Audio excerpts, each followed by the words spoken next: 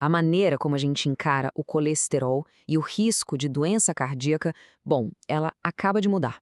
E não é pouca coisa não, os maiores especialistas em cardiologia do mundo soltaram novas regras que podem impactar a vida de milhões de pessoas. Vamos entender direitinho o que mudou e o que isso significa para a nossa saúde. Para a gente começar a ter uma ideia do tamanho do problema, dá uma olhada nesse número aqui. Um em cada 4 adultos nos Estados Unidos tem o chamado colesterol ruim em excesso. É um problema gigantesco e é exatamente por isso que essas novas diretrizes são tão, mas tão cruciais. Certo? Então vamos mergulhar nisso. Para entender as novas regras, primeiro a gente precisa saber exatamente qual problema elas estão tentando resolver. E tudo começa com uma sigla: DCVA. DCVA. Parece complicado, né? Mas significa doença cardiovascular aterosclerótica. Basicamente, é o acúmulo de gordura, de placas dentro das artérias. E, gente, isso aqui é sério. Essa condição é nada mais, nada menos que a principal causa de morte no mundo todo. É o inimigo número 1 que a gente está combatendo aqui. E para entender a solução, a gente precisa conhecer os dois personagens principais dessa história toda: o colesterol bom e o colesterol ruim. Eles têm papéis, assim, completamente diferentes nas nossas artérias. Pensa no colesterol LDL como o vilão da história. É ele que vai se acumulando, sabe, criando aqueles bloqueios perigosos nas artérias. Por outro lado, o colesterol HDL, o HDL é o nosso herói. Ele funciona como uma espécie de vassourinha, que vai limpando o excesso de LDL e levando para o fígado para ser eliminado. O grande segredo é o equilíbrio entre os dois. E agora vem a parte mais importante e, olha, a mais otimista de todas. Presta atenção nesse número: 80%. 80% das doenças cardiovasculares podem ser evitadas. Isso é incrível. Significa que a gente tem um poder enorme nas mãos para mudar esse jogo com as estratégias certas. Então, o ponto crucial é que a filosofia inteira de tratamento mudou.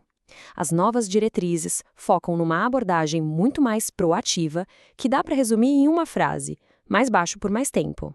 Essa citação do Dr. Roger Blumenthal, que liderou a criação dessas diretrizes, resume perfeitamente a nova mentalidade. Em vez de esperar o problema aparecer, a nova regra é agir cedo. O objetivo é diminuir a exposição ao colesterol ruim ao longo da vida inteira. Tá, mas como é que isso funciona na prática? A grande novidade é um conjunto de ferramentas que permite aos médicos calcular o risco de cada pessoa de um jeito muito, mas muito mais personalizado. E essa aqui é a nova ferramenta principal, a calculadora de risco Prevent. Ela foi criada para adultos de 30 a 79 anos e consegue estimar o risco de um ataque cardíaco ou derrame nos próximos 10 e 30 anos com uma precisão muito maior do que as ferramentas antigas. O processo é dividido em 2 etapas bem simples. Primeiro, a calculadora analisa o básico, né? Colesterol, pressão arterial, essas coisas. Mas é na segunda etapa que a mágica acontece, que o resultado é refinado para cada pessoa. É aqui que a personalização entra com tudo. A pontuação final é ajustada com base nos chamados intensificadores de risco.